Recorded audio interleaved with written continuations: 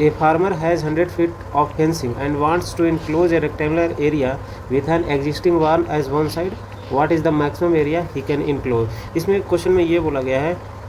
कि कोई rectangular area है, ठीक है, जिसका वन साइड इंगेज है, वन साइड वन है, तो ये तीन ही साइड से फेंसिंग होगा, ब्रेथ और लेंथ, जिसका वैल्यू कितना दिया हुआ है 100 फीट, मतलब L + 2B = 100 फीट। और ये एरिया कितना होगा, ये ही एरिया मैक्सिमम निकालना है कि ये मैक्सिमम कितना एरिया हो सकता है, जिसको फेंसिंग किया है तो कितना है ये 100 फीट, तो एरिया क्या होगा L × B, और यही इसी का मैक्सिमम वैल्यू निकालना है। तो A को पुट करेंगे, इसका वैल्यू L + 2B से A में पुट करेंगे किसी एक वेरिएबल के टर्म में, तो L × B, तो ये कितना हो जाएगा, L का वैल्यू 100 - 2B इस इक्वेशन से, और B का तो वैल्यू रहेगा ही, तो कितना आ गया वैल्यू 100B -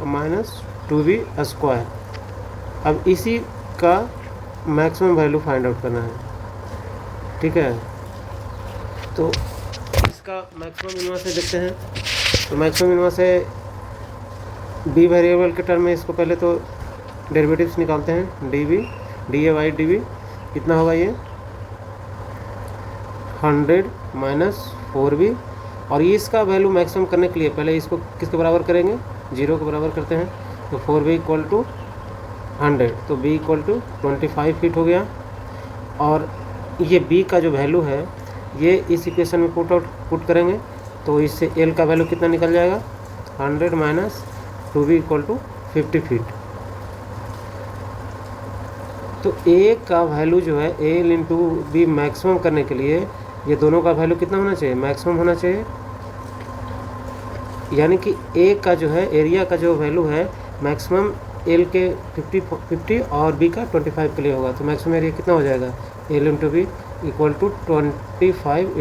50 स्क्वायर फीट, तो ये हो जाएगा 25,125 स्क्वायर फीट, यही होगा एरिया का मैक्सिमम वैल्यू।